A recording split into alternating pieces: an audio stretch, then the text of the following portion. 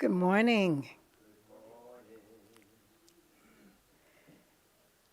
Welcome to our community meditation. Please turn off your cell phones. This meditation will last for about 15 minutes.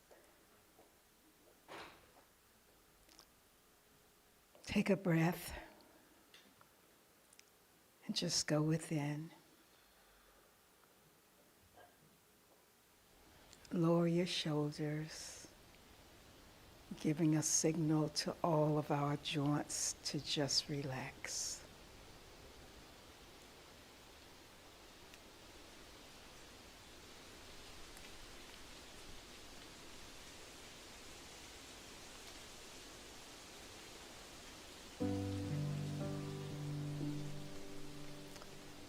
You may consider many of your relationships as sacred. Spouses, family, friends, co-workers. But today, let's begin this meditation with your relationship with the invisible. Our relationship with God is sacred because it's God's good pleasure to give us the kingdom. That gift is everlasting.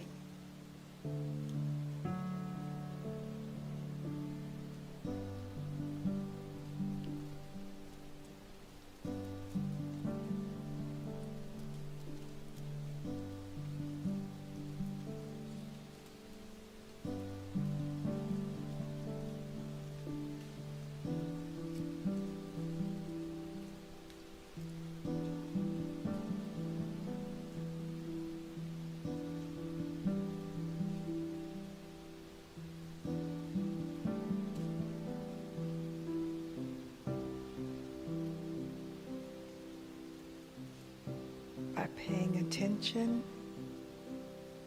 we see evidence of the sacredness of spirit. We see flowers blooming, spring coming around again. We see it when a baby is born.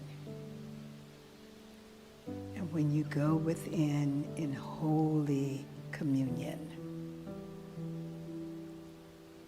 we are reminded of grace, love, glory, and peace.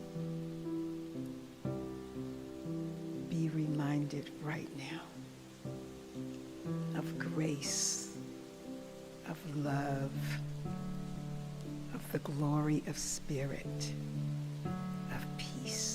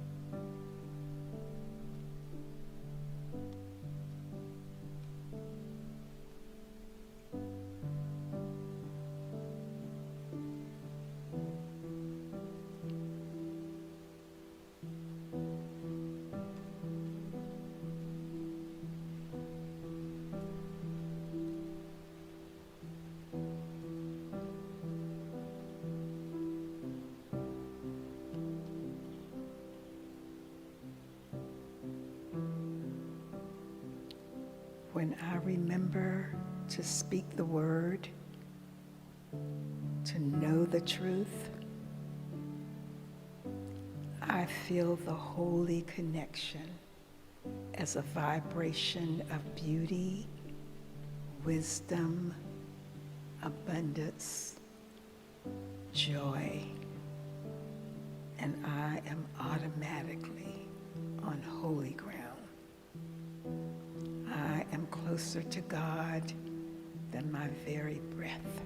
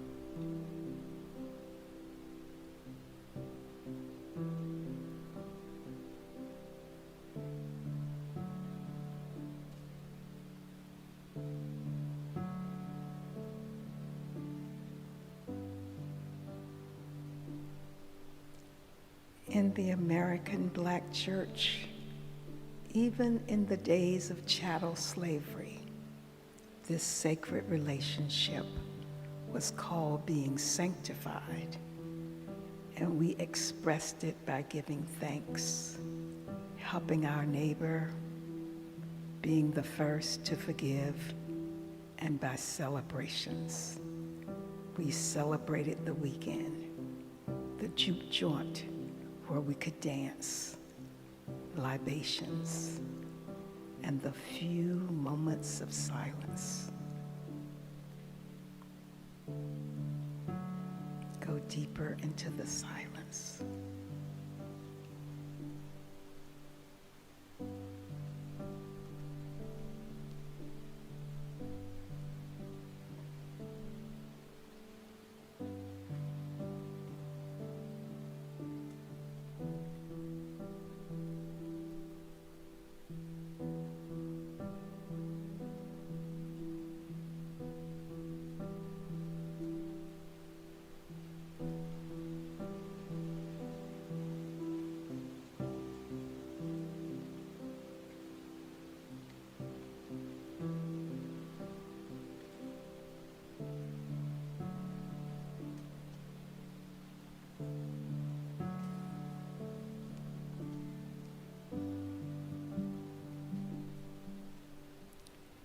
We are, each of us is, one with God.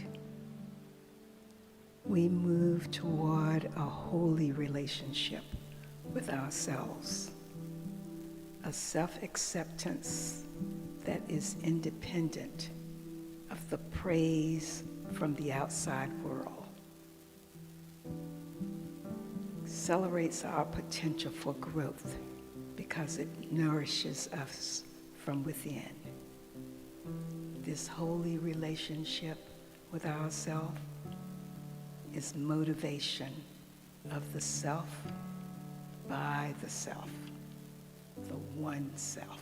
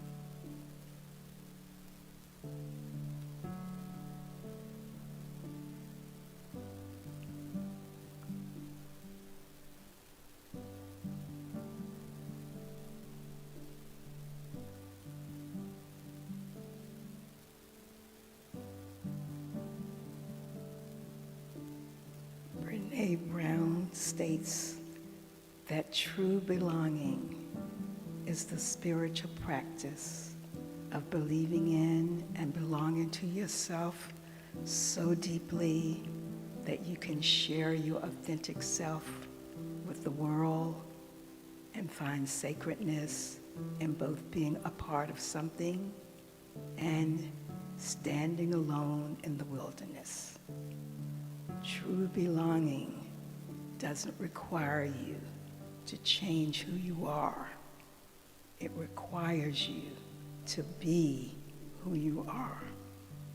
And I add, you are God personified.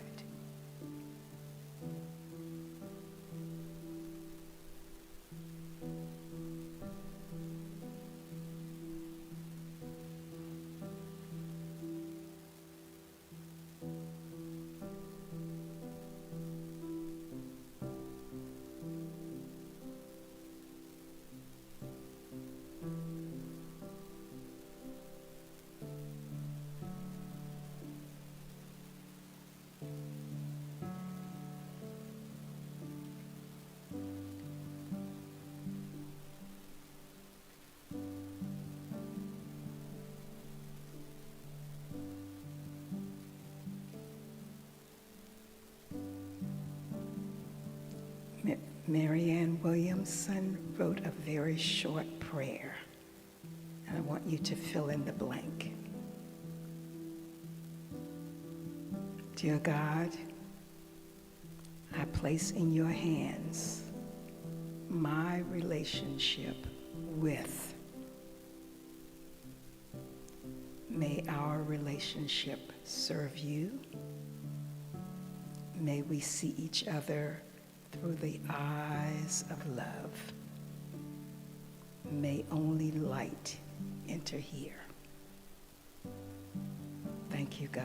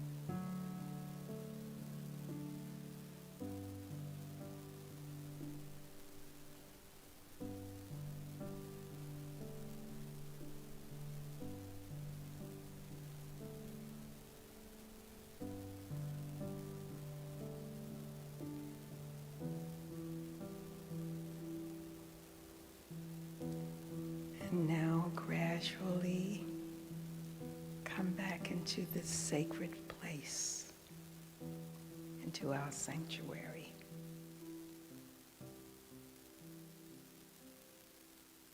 And so it is. This ends our meditation, our sacred meditation. We have 15 minutes before our service starts at 10 o'clock.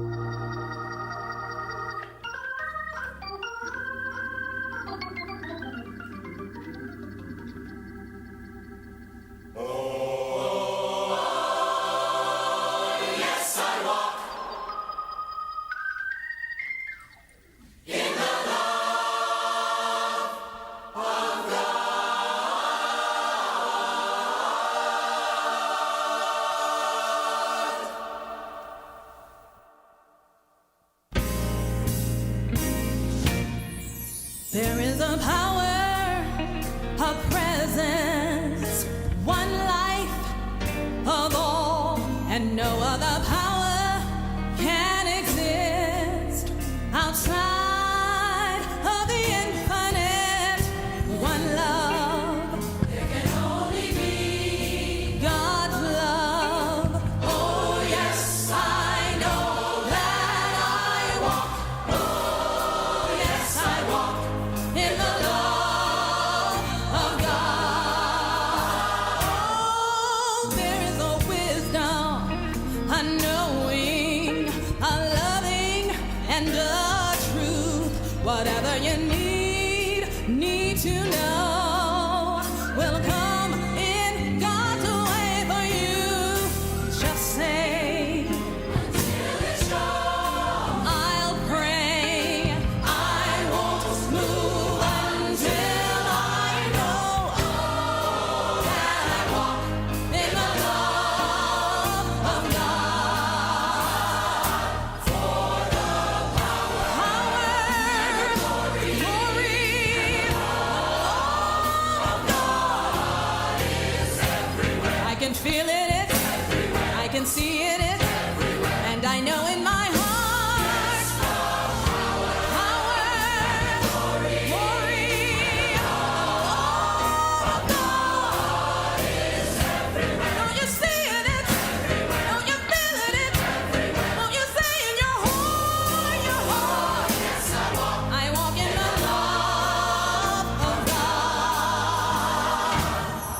There is a power, a presence, one life of all, and no other power can exist outside of the infinite one love. God's love. Oh yes, I know that I know. Ooh, in the love of God. The power and the glory and the love of God. I can feel it is, I can see it is, and I know in my heart the power, glory, and the love of God is everywhere. Don't move, everywhere. Till you see it, it's everywhere. Be still, everywhere. Till you see it, it's everywhere. Praise God, everywhere. Till you see it, it's everywhere. Till you know in your heart. Yes, I walk in the love of God.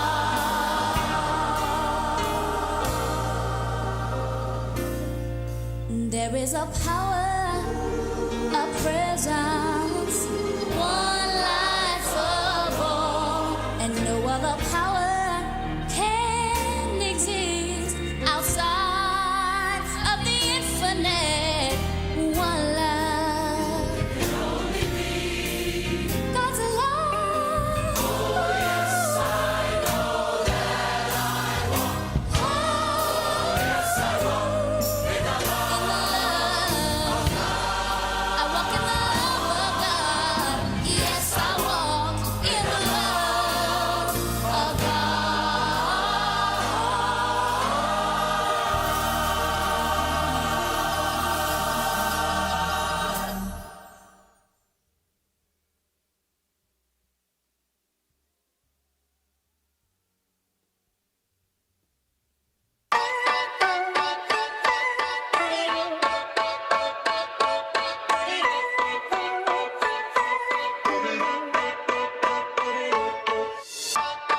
Have you ever met those who keep humming when the song's through? It's like they're living life to a whole different tune.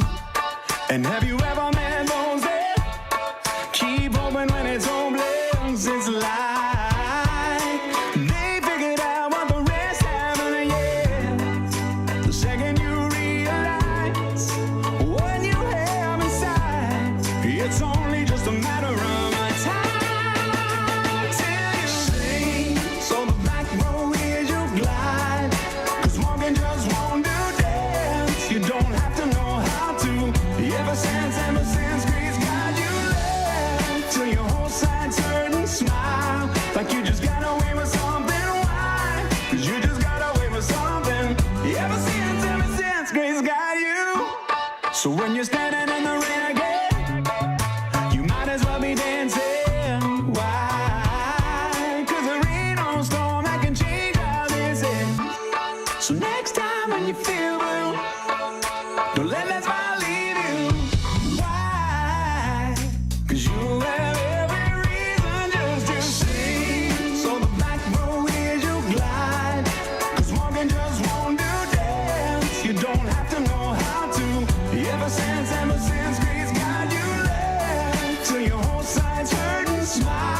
like you just got away with something. Why? 'Cause you just got away with something.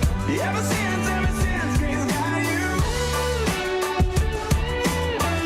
Ever since grace got you.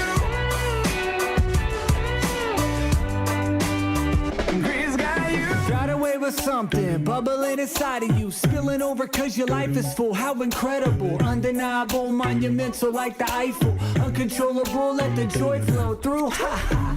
Giddy over pity, pretty please. Let me see your hands in the air with you at your seats. Warm it up, let go, shout it out, celebrate. When you can't articulate, just say amazing grace. The second you realize what you have inside, it's only just a matter of. It's only just a matter of time. Sing, so the back row is you glide. 'Cause walking just won't do dance. You don't have to know how to. Ever since grace got you left. Till your whole side turn and smile. Like you just got away with something. Why? 'Cause you just got away with something. Ever since grace got you. Yeah, yeah, yeah, yeah, yeah. Ever since grace got you. Yeah, yeah, yeah, yeah, yeah. Grace got you. Yeah, yeah, yeah, yeah, yeah. Ever since grace got you. Yeah, yeah, yeah, yeah, yeah. Grace got you. Yeah, yeah, yeah,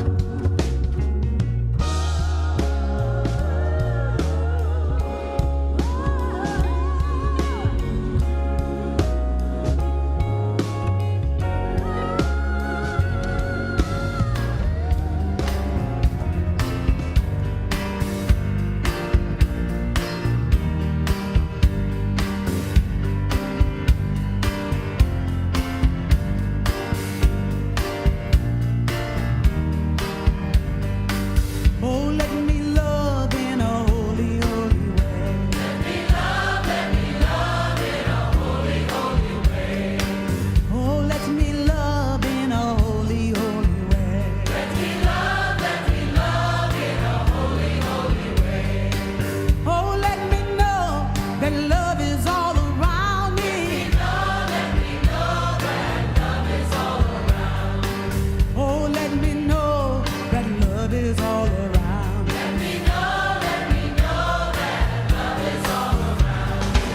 Oh, let me love in a holy, holy way. Oh, let me love in a holy, holy way. Oh, let me love in a holy, holy way. Oh, let me love in a holy, holy way. Oh, let me live in a holy, holy way. Let me live in a holy, holy way. Oh, let me learn from all the ways I fall. Let me learn from all the ways I fall. Oh, let me know that love can heal us all. Let me know that love can heal us all. Oh, let me know that love can heal us all. Let me know that love can heal us all. Oh, let me live in a holy, holy way. Oh, let me live in a holy, holy way. That's right. Oh, let me live in a holy, holy way. Oh, let me live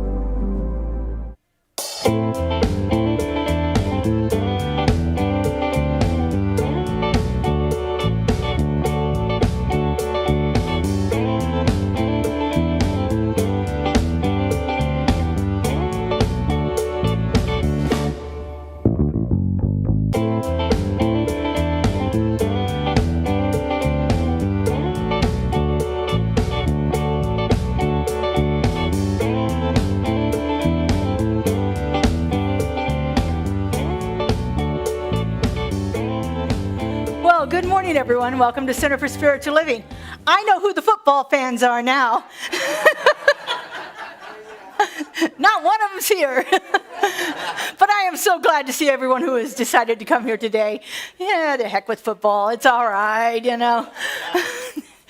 I want to say hi to those people I have just met for the first time today. Wonderful. Welcome to our center. We're so happy to have you here.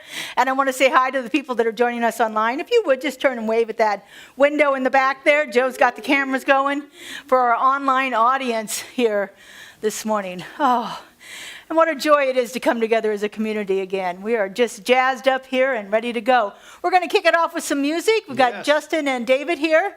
Brand new life. Oh, that's good. Brand new life. If you'd like to stand and join us, the words are on the screen. All right, here we go. I'm creating a brand new life, living as a brand new me. Every day is a new beginning, another opportunity. Now I step out, living full on, one day at a time. Look out, world, here I come. It's a brand new life. I'm creating a brand new life, living as a brand new me. Every day is a new beginning, another opportunity. Now I step out, living full on, one day at a time. Look out, world, here I come. It's a brand new life. One more time now. I'm creating a brand new life, living as a brand new me. Every day is a new beginning, another opportunity. Now I step out, living full on, one day at a time. Look out, world, here I come. It's a brand new life. Look out, world, here I come. It's a brand new life. Good morning, everybody. Greet your neighbor at this time if you're comfortable doing so.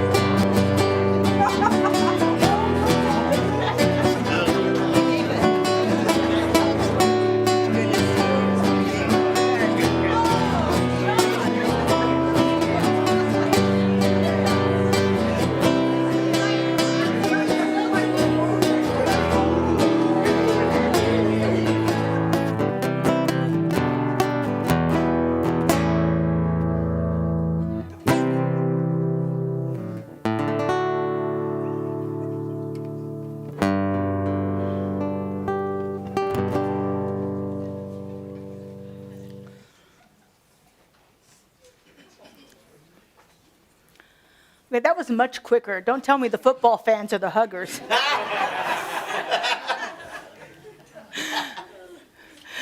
All right, we're going to shift our energy a little bit and go into our affirmation and our invocation of the day, brought to us by the practitioner of the day, Clay T. White. And then we're going to be following up with some wonderful music by David and Justin.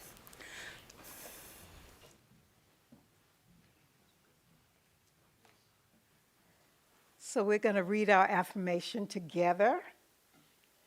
And we can start now. This is by Clay T. White. I am one with spirit as I consciously move upward on the spiral of freedom, joy, and love.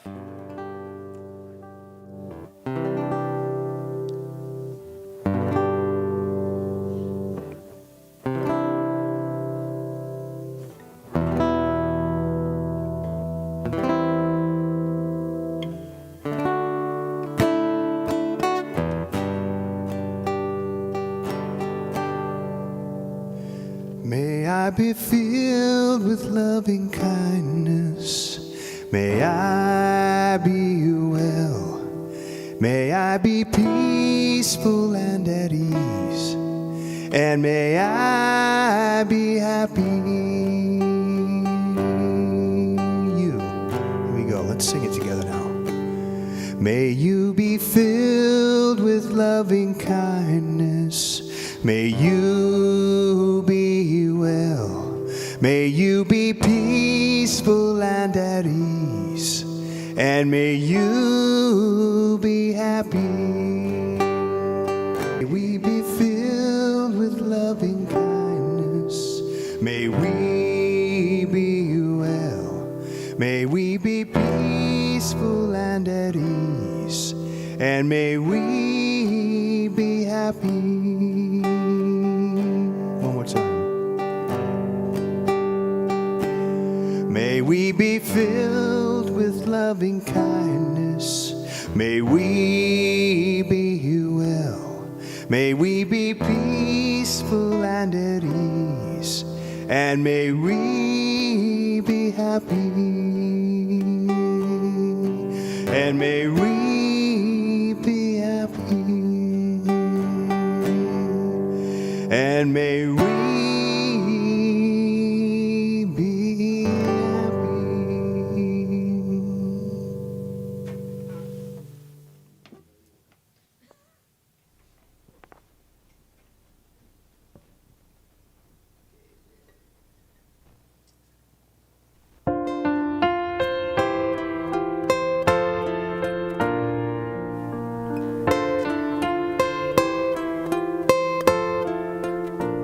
You with the sad eyes, don't be discouraged. Oh, I realize it's hard to take courage in a world full of people. You can lose sight of it all when the darkness inside you can make you feel so small. But I see your true colors shining through. I see your true colors. That's why I love you. So don't be afraid to let them show your true colors.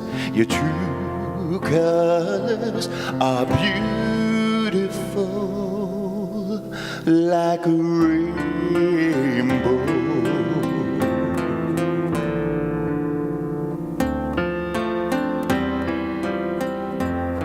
Show me a smile then. Don't be unhappy, can't remember when I last saw you laughing. This world makes you crazy and you've taken all you can. Then just call me up, 'cause I'll always be there. And I see your true colors shining through.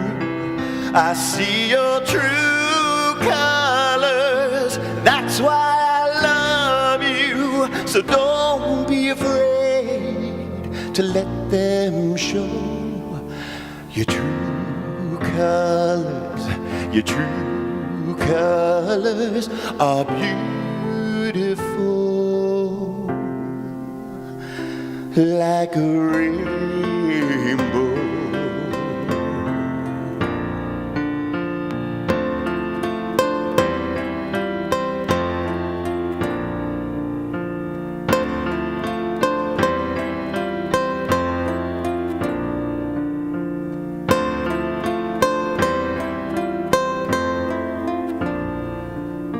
When this world makes you crazy and you've taken all you can, then just call me.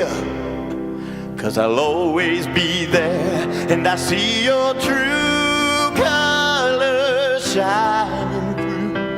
I see your true colors, and that's why I love you. So don't be afraid to let them show your true colors. Your true colors are beautiful, like a rainbow.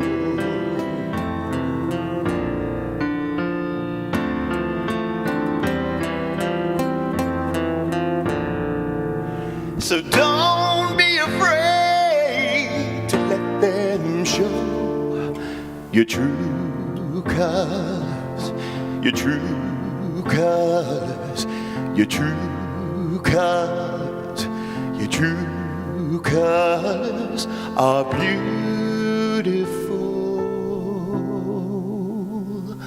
like a rainbow.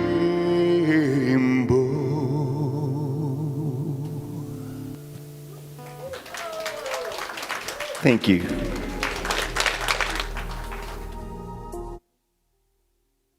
Thank you, David. Whew, it's wonderful. All right, so we are continuing on with our theme of living the mystic's way, where we're talking about practical applications of mysticism. And remember, mysticism is about having a connection with spirit. Whatever you call it, however you think about it, the universe, the intelligence, God, Allah, Buddha, whatever you want to call it, it doesn't matter.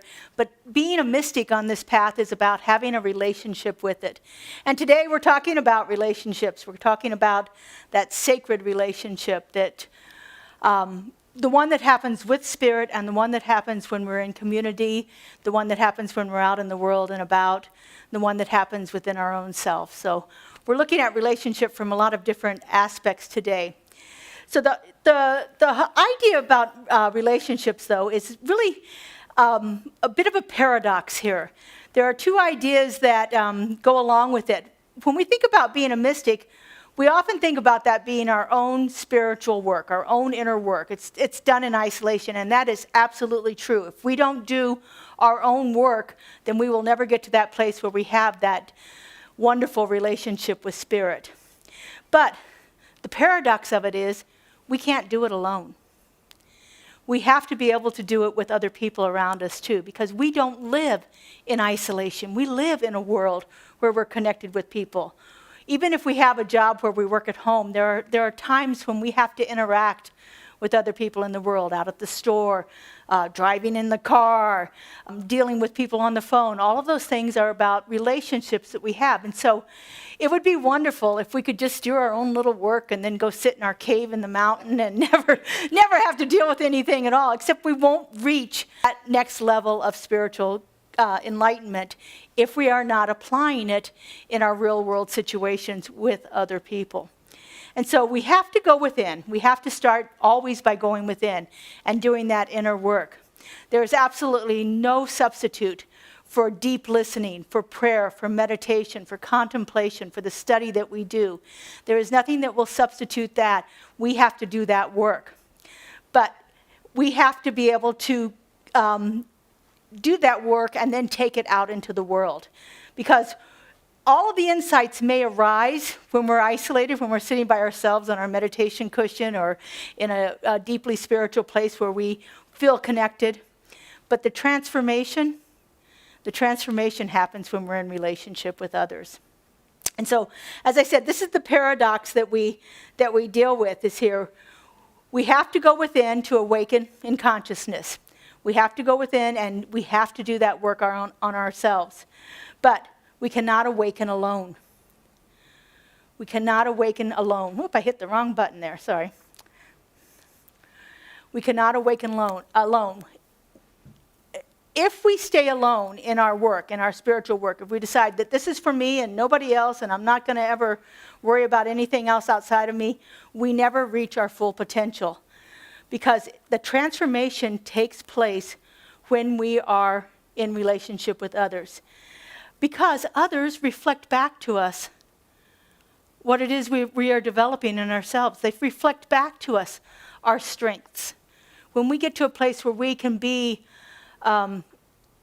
clear about our understanding of spirit and our relationship with it, and then we are in community with other people, you'll often get people say, "What have you been doing? You know, what is it you've been studying? How come you've changed? I don't know about this." Sometimes they like it, and sometimes they don't. And sometimes what not only gets reflected back to us are our strengths, but unfortunately so do our weaknesses. They get reflected back to us very easily. As we are in community with others and relationship with others, we begin to see where our downfalls are more quickly than we see them when we're alone by ourselves. Because if we're isolated, then everything's perfect, right? We just set up this whole environment, everything's good. I don't have anything that disturbs my environment. Everything is perfect. And then somebody comes into it, and then I get to see where my work really is in there. And so this idea of relationships here is really a powerful one for us to begin our work of transformation. And the first thing that we have to do is we have to begin to understand the difference between the relationships that we've experienced in the past and this sacred relationship. And so this requires a shift from the idea of a transactional relationship to a sacred one. So often a transactional relationship is, I'll be kind to you if you're kind to me. Makes sense?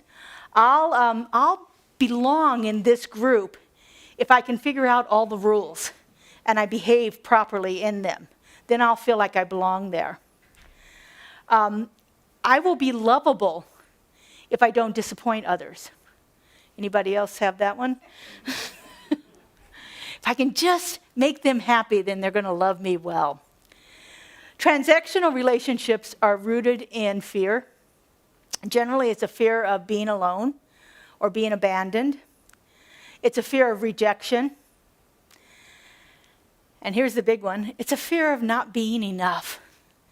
And so we get into these relationships where we are giving up more of ourselves so that we can feel like we belong, like we feel connected, that we found somebody that we can be around with. But if we can begin to shift that to a sacred relationship, then it's not based on our performance. It's not based on anything we do. It's not based on anything we say. It's not based on whether we have agreements about how we should each be in the relationship. But it's about being rooted in the recognition of the presence of the divine in each one of us. You know, we say often here that we are all one. That's a great idea. But how do we put it into practical application in the world? If we go out and we say, we're all one, and I've got this wonderful idea in my mind, and then I go out and I see other. I see someone who's behaving in a way I don't like, or I'm behaving in a way that someone else doesn't like, then I've entered into that sense of separation. I am no longer aligned with that idea of oneness there. And so it's all about, this idea of recognition is about recognizing that the same life that lives in you is the life that is in me. That's pretty easy when we like the person we're looking at, right? But can we do that when we're looking at someone that we disagree with? Can we look at some of the images on the TV right now or the internet and look at the images that disturb us greatly and say, the life that lives in you is the life that lives in me? That's real spiritual practice. That's really getting into the root of our belief system, whether we actually truly are practicing what it is we say. It's about saying that I recognize that your humanity is just as holy as my humanity, even when you're messy, even when things aren't going right, even when you're saying things that I don't agree with. It's recognizing that love is always present, even if there isn't any harmony in the situation. Recognizing that the power and the presence of the divine is right there, active right now, even in the most disagreeable situations. And when we take that into relationship, we have to take it one step further. We have to not be afraid for the conflict. We have to not be afraid that when we feel that internal disturbance, when we're trying to recognize oneness and we're seeing otherness, that is still something that is perfectly divine right then and right now. And we have to be okay with the conflict that it causes within us. I spent many years being what we'd call conflict avoidant. I didn't want my inner world disturbed. And so I just avoided any kind of conflict. But I realized how quickly that I was not living an authentic life by doing that. That I was out of alignment with what my beliefs were and what my internal experience was. And it wasn't until I began to actually articulate when things were disturbing me inside and actually, directly, not necessarily confront, but directly address the conflict that I was feeling inside. I remember it was my last year of teaching, and I was in one of those dreaded faculty meetings. And they were going through all of the shelter-in-place requirements for what we had to do. I was teaching at a middle school at the time, so there were about 100 staff members in the room. And the principal's standing up there and he's saying, okay, we have to practice this because it's going to happen. We're going to have an active shooter on our campus. We are going to have this. We have to be prepared for it. There's no other way around it. We have to do this. And I was sitting there, and you ever had one of those moments when your outside voice actually, you think you're saying it inside and it actually comes out? So he says, we're going to have this. We're going to have this. We're going to have an active shooter. And in my outside voice, I said, or not. And I was like, it was shocking to me that it came out. It was shocking to the people around me. But I couldn't handle that internal conflict anymore. There was this, as he's speaking, as he's telling us that this is what's going to happen and we have to be prepared for it. Now, I have no problem with being prepared. That's not the issue here. But it was this self-determined, it will happen to us. And everything that I'd been studying, it was my first year of ministerial school, by the way, at that time. And everything I'd been studying was like, wait a second, we can change our conditions if we change how we think about things, we can change the conditions in our lives. And so for me, it was just like, it had to come out. But there was that internal conflict that was going on with the words that he was saying that actually spontaneously came out.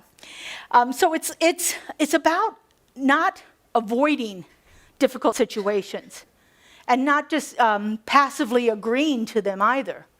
We often do that in situations like, I don't want to cause a scene here, so I'll just go along with it.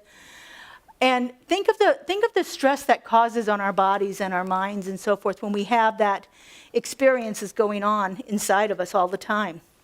So sacred relationships do not avoid conflict, but they hold conflict with a greater degree of compassion. It's looking at the conflict and saying, in our own mind, we don't even have to say it aloud, oh, I've been where this person is before. I've had that disturb me too. And so instead of judging what's going on, we're a place of compassion. We're not agreeing with it, but we can understand where the person's coming from. And so it's not about asking who's right or who's wrong in a situation, but it's about allowing ourselves to stay open-hearted. Instead of shutting off, either in avoidance or in fear or in anger, it's about remaining open and asking questions like, what's going on here for this person? And even more deeply, what's going on inside of me as I'm experiencing what this person is going through?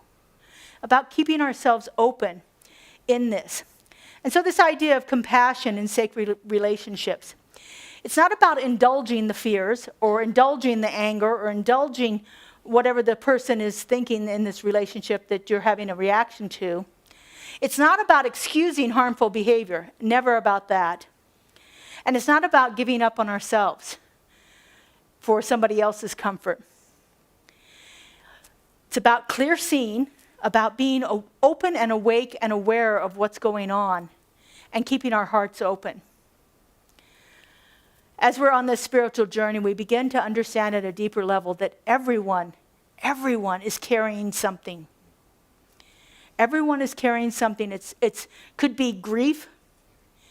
It could be fear, shame, things that are unspoken, unhealed, unseen. But they're operating in the relationships of everyone around us. They are operating there, and it is a presence there that has to sometimes be addressed. And so when we can see the behavior of others, we can begin to soften ourselves and not judge them. If we can put them in context of what is here for this person, what fear is not being spoken, what grief has not been seen, what shame has not been healed. When we can put it in that context, that softens our desire to judge it. And if we're not judging it, we can be that place of compassion. We can be a place of understanding for others if we can keep ourselves out of that judgment of it. And so we have to do our own spiritual work. If I have a shame that is unhealed, and somebody is around me that is demonstrating their unhealed shame, it's going to trigger mine. It's going to trigger me in a way that I thought I might have moved past. And so it's always our own opportunity to do our work, to get our place where we have those shames healed, where we have the fear has been spoken aloud and allowed to be released, where the grief has been seen by others around us. We're not holding that tight to ourselves anymore, then we can be a place of compassion for others. When we see the wound beneath whatever that behavior is, then we have an opportunity to soften ourselves in this relationship, to be that place of compassion for others. And I think our world right now is greatly needing this. I think there's a lot of fear that has not been spoken out. I think there's a lot of shame that has been hidden away under anger, under dominance, under different ways that we behave when we are responding to shame. This is not about tolerating harmful behavior. It's not about tolerating things that are totally unjust. But it's about responding to them with wisdom instead of reacting to them from our own unhealed wounds. And so this mystical journey, this path of awakening, is always about looking at what's going on for me. What is it that's operating in me right now that whatever this outside behavior is being triggered for me? I do this a lot when I'm online looking at things. I don't watch a lot of news on TV, but I do look at a lot of social media things. And so when I get triggered by something I see on there, as soon as I can get myself in that place where I'm calm about it, I will ask myself, what's being triggered in me? What unhealed thing inside of me is responding to the turmoil that I'm seeing outside of me? It would be absolutely wonderful if life didn't reflect back to us what we think. You know, Ernest Holmes, that's one of his most famous quotes, is life will reflect back to you, to the thinker, what the thinker is thinking. You know, there are times when it's like, I do not want this to be a reflection of me in any way possible. But there you have it. If it wasn't something inside of me, I wouldn't get triggered by it. It would just be a passing thing that goes on around me. And so this idea of softening ourselves and being that place of compassion is that bridge between that idea of separation, that it's them and us, to a sense of belonging, where we all can come together. And I think right now in this world, I've heard several people talking about the energetic qualities of 2026. Right now in this world, we are on that precipice of moving from separation to belonging. And I think all the turmoil and the discord and the anger and the fear that we are experiencing right now in this world is that catalyst that will move us into that next expression of life. I think we're on a precipice right here of a big shift in consciousness. And I think it's our work that we have to do to look at what's happening inside of us, look at how we're reacting to it, and be that place of compassion for those who are not reacting in the way that we would like them to do. And so in this idea of sacred relationships, there are some things that we can do. We can pause, that's the first thing, always pause, because the first thing we want to do is react. Pause and ask ourselves, what might this person be protecting? Think about that right now, that question. What is this person protecting? When we think about the things that are happening in our world right now, what is being so desperately trying to be protected so desperately here for us? You know, that idea of going back to when things felt comfortable for me is a protection mechanism. I want to change the world to when I felt like I was in control. I want the world to be back to where I felt like I had power. I want the world to be back to the way it was when I felt safe. What are we protecting? What is the person that we're in the relationship with trying to protect in this moment? Another question we can ask is, what fear might be speaking through this person right now? Because there's something going on. People don't react that way without fear, anger, shame, guilt, all of the things that we've talked about. What might be operating in this person right here?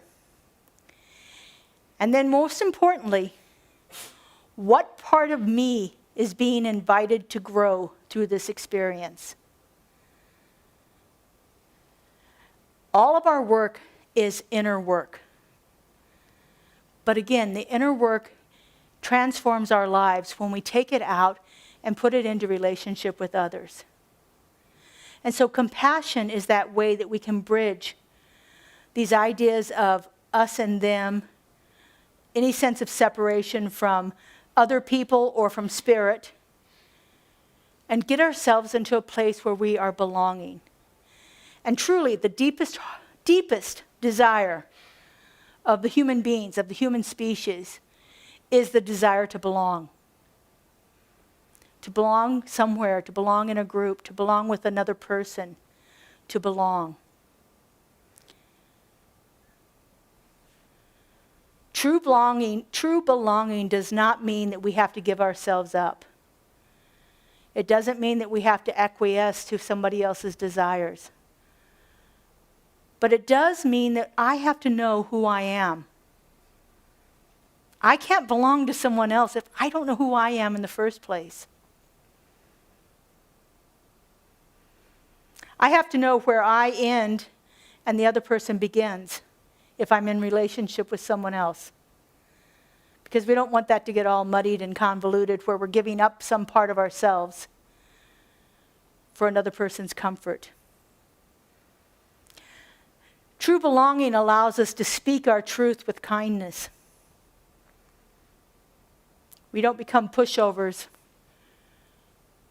but we're able to speak what is real for us and still hold the other person in love. One of the things that really helps with this is to be clear about what our boundaries are. So we first begin by understanding who we are, and then understanding what it is that I'm willing to accept into my life. It's not even about tolerate in my life, but what am I willing to accept in my life? And so understanding what our boundaries are allows us to create a love that endures.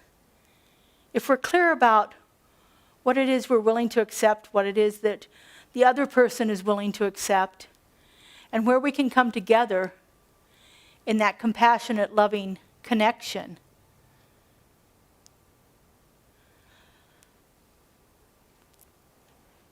We all belong to ourselves first. And we have to honor ourselves first. And so that's why boundaries are so important. We have to be clear of what our no is and what our yes is. We have to bring our integrity into every relationship that we have. so that we're true to ourselves. And when we can be true to ourselves, we can be true in a relationship. But sacred relationships, it's the place where we really get tested.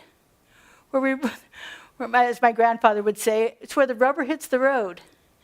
It's where we find that opportunity to take all of our beliefs, all of our desires, all of our wants and needs, all of our fears, and put them into action in our lives in a real and authentic way. And watch what happens. If we're not in relationship, then these things never get tested for us.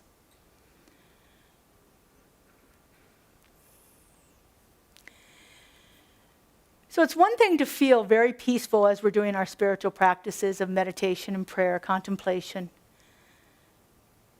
We can feel that inner peace, and that peace just is amazing, and it's wonderful. But it disappears quickly when we feel like we're being misunderstood or somehow rejected.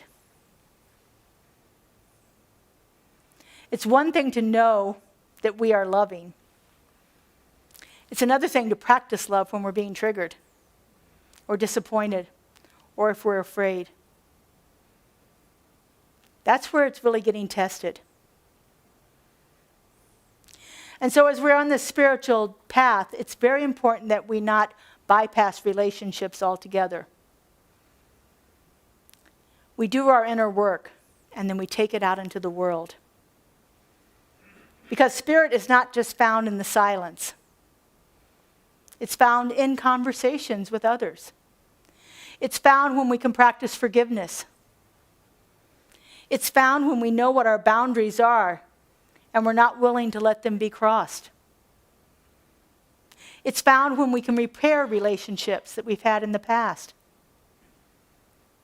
And it's found when we choose compassion over and over and over again.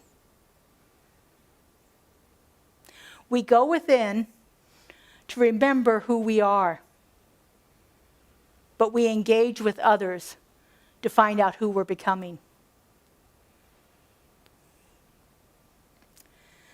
One of my favorite authors is Parker Palmer. He's a Quaker, and he writes books for teachers, so of course I love it. He says, we are formed in relationship, and we are healed in relationship. We don't exist without relationship in our lives. Every relationship is a mirror, not to judge us, but to awaken us to something. They awaken us to ideas of who we are when we're not in control of a situation. They awaken us to what arises within us when we're misunderstood.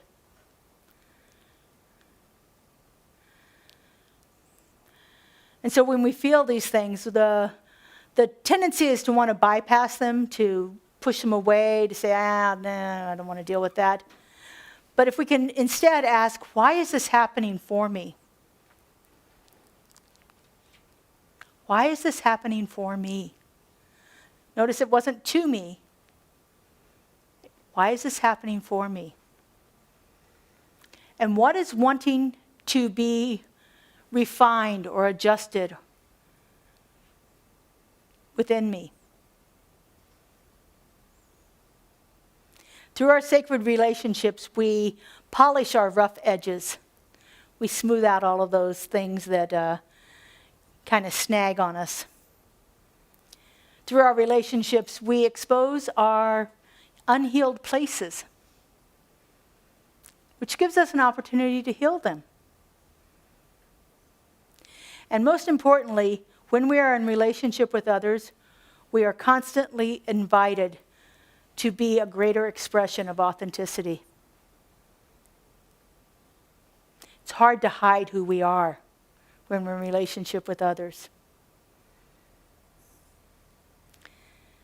So sacred relationships aren't perfect. They can be really messy, but they are conscious. There are opportunities constantly for us to go deeper and deeper and deeper. And the really cool thing about a sacred relationship is it's not just two people. When we enter into that conscious relationship with another, we invite in a third party. We invite spirit in with us. I guess you could say it's the ultimate threesome.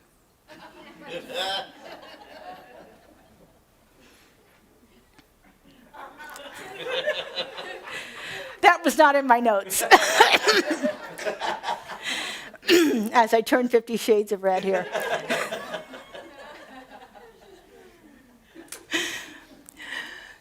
But the wonderful thing is you cannot get to transformation unless you have community, and that is why this is such a phenomenal place for you to be. This community of people that are like-minded, that are looking for an expression of the divine absolutely perfectly the way it is in you. Nobody walks through this door with an expectation of changing. Transforming maybe, but not changing. We are about that upward spiral of evolution. We are constantly unfolding ourselves in a greater and a greater expression of the divine. And that's what we do here, and that's what we do here beautifully in community. And it is a fabulous thing to experience from someone who stands up here and blushes. All right, we're going to take this into prayer, and we are today doing our prayer wall. Thank you. We're going to be doing a prayer wall. So I invite our practitioners to come forward. Come on up here and line up. If you haven't experienced a prayer wall, don't be afraid. It's a wonderful opportunity for you to specifically request prayer. And so our form of prayer is called affirmative prayer.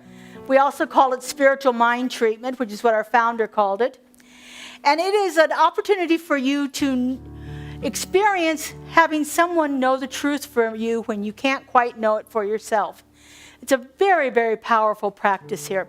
These beloved practitioners up here have spent years learning this method of prayer and applying it in their lives on a daily basis, as well as applying it to members of our community and beyond.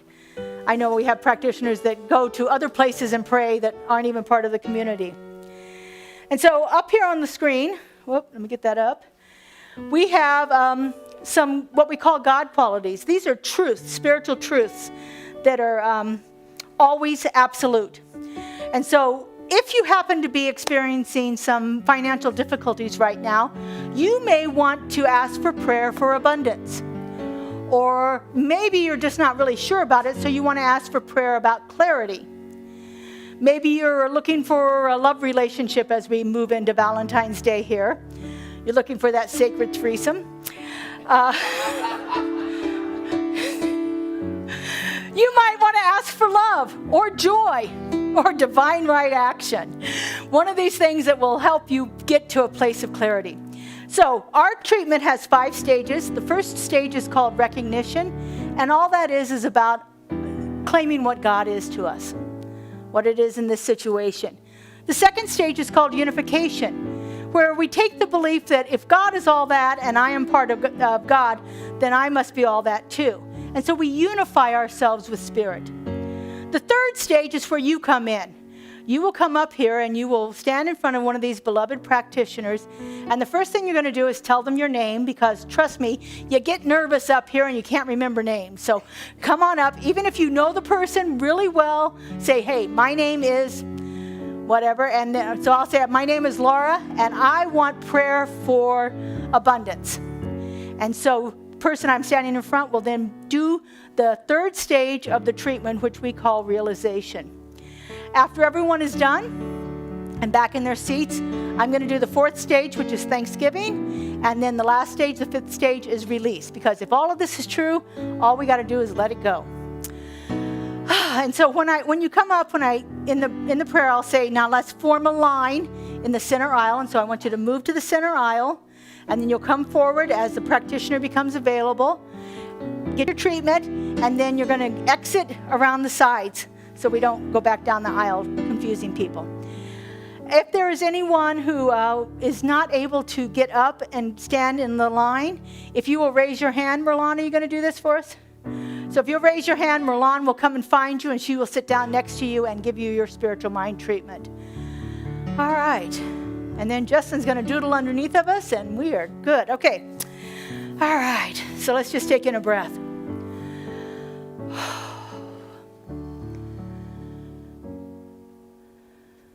And so right here and right now, I know that there is only one power, one presence, one divine creative love of all. And that one shows up in many forms, with many names. But I know it simply is God. And I know that God is all there is.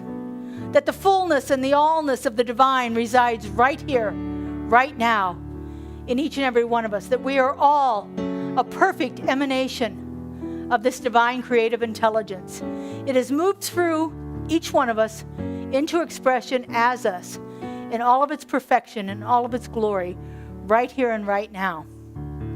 And so knowing this truth, I invite each person to step forward, form a line in the center, and come forward and ask for their chosen prayer.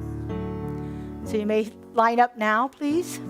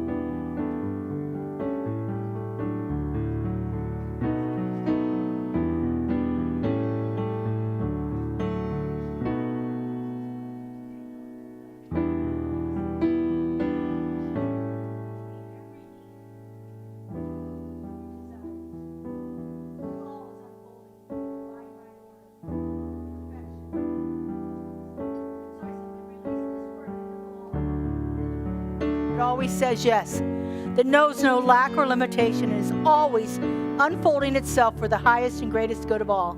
I let it go, and I let it be, and together we say, and so it is. I release and I let go. I let the Spirit run my life, and my heart is open wide. Yes, I'm only here for God. No more struggle, no more strife. With my faith I see the light. I am free in the Spirit. Yes, I'm only here for God. I release and I let go. I let the Spirit run my life, and my heart is open wide. Yes, I'm only here for God. No more struggle, no more strife. With my faith I see the light. I am free in the Spirit. Yes, I'm only here for God. No more struggle, no more strife. With my faith I see the light. I am free in the Spirit. Yes, I'm only here for God. Yes, I'm only here for God.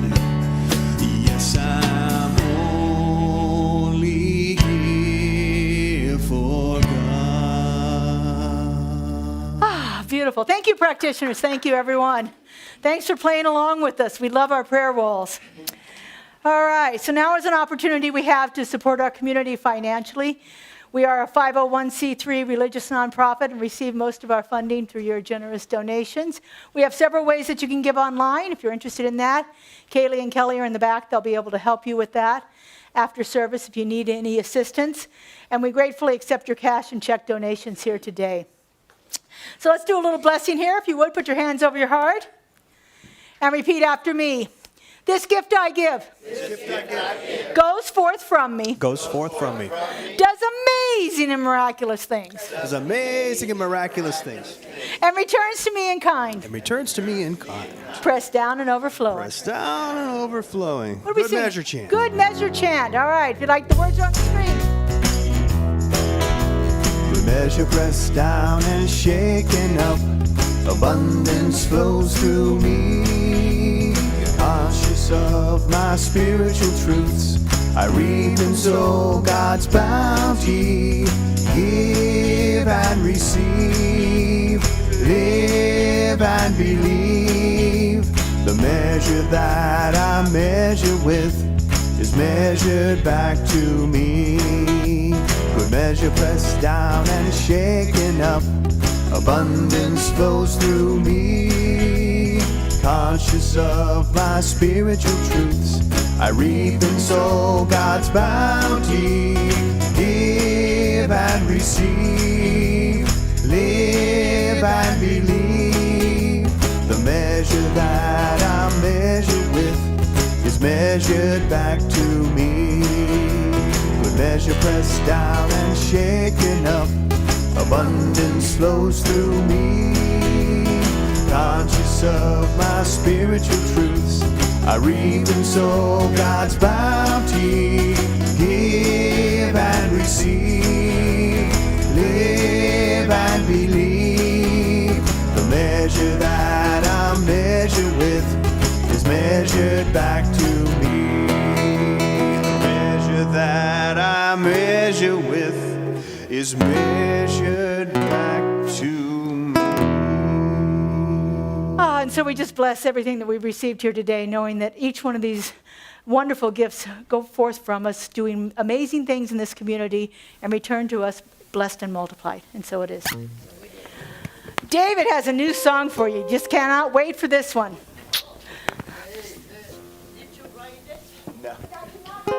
John Mayer wrote this song. Wrote it, yeah. We changed it up though. Changed it a little.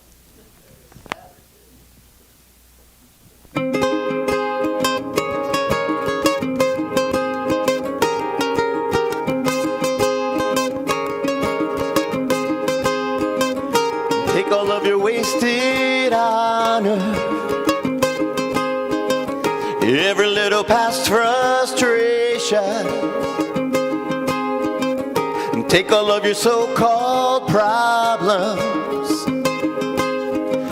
You better put them in quotations and pray each and every day.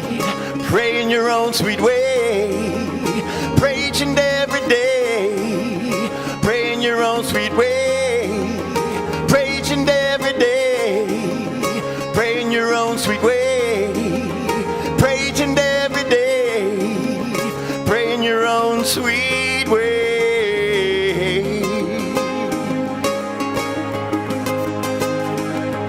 Walking like a one-man army, fighting with the shadows in your head. Keep living out the same old moment, knowing you'd be better off instead if you would only pray. Pray each and every day. Pray in your own sweet way. Pray each and every day. Pray in your own sweet way. Pray each and every day. Pray in your own sweet way. Pray each and every day. Pray in your own sweet way. Have no fear of giving in, no. Have no fear of giving over.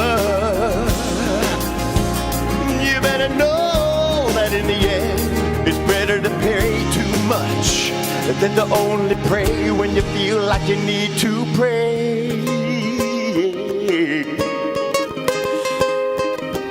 Even if your hands are shaking, and even if your faith feels broken, and even as your eyes are closing, just do it with a heart wide open. And let's all pray. Pray each and every day.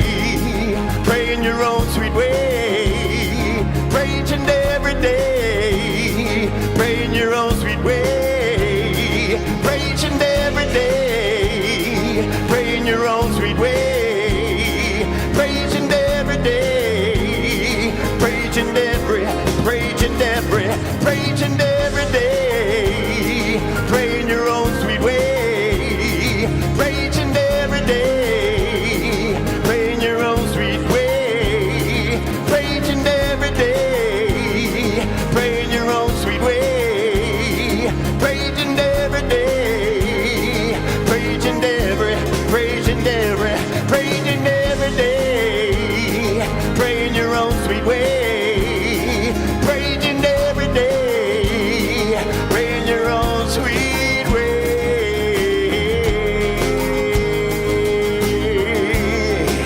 Woo. Pray each and every day. Pray in your own sweet way.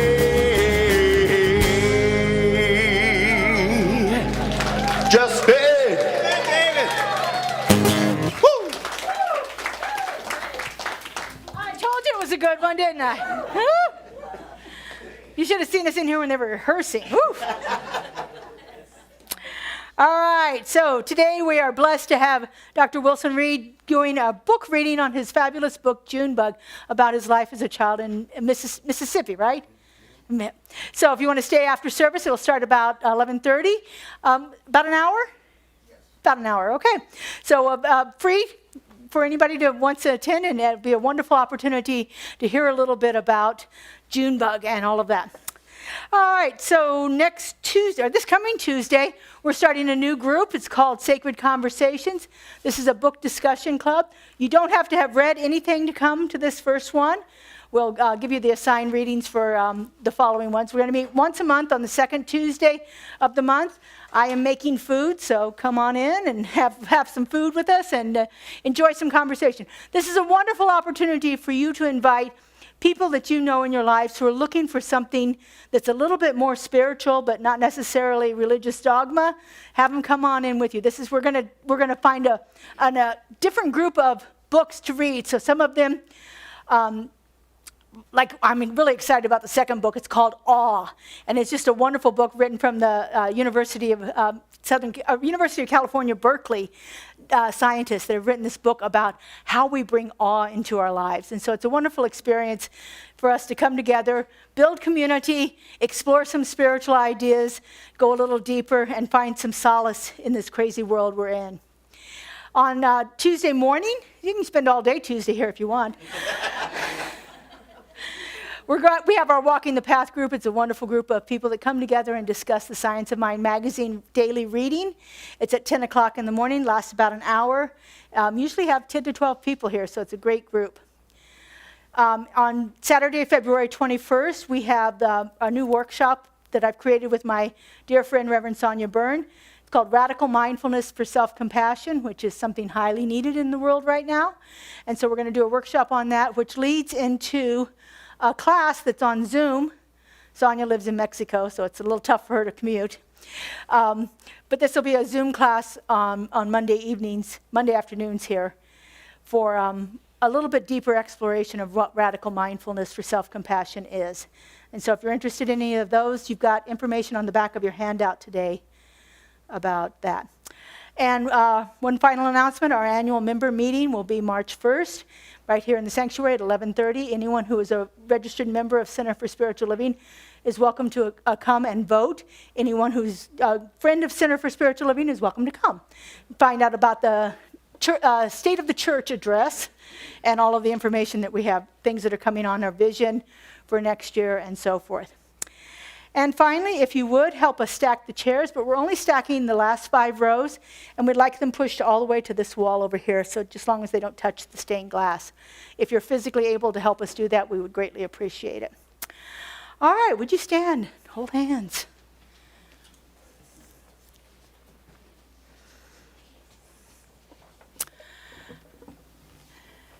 And would you repeat after me? There is only one life. There is only one life. That life is God. That life is God. That life is perfect. That life is perfect. That life is my life now. That life is my life now. Have a beautiful and blessed week. We'll see you all next week. Use me, oh God, I stand for you, and here I'll abide as you show me all that I must do.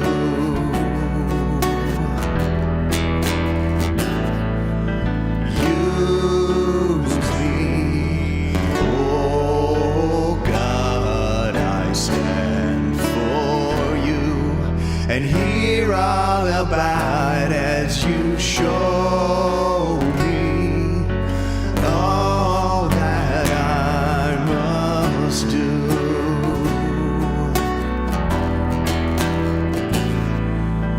Use me, oh God, I stand for you, and here I'll abide as you show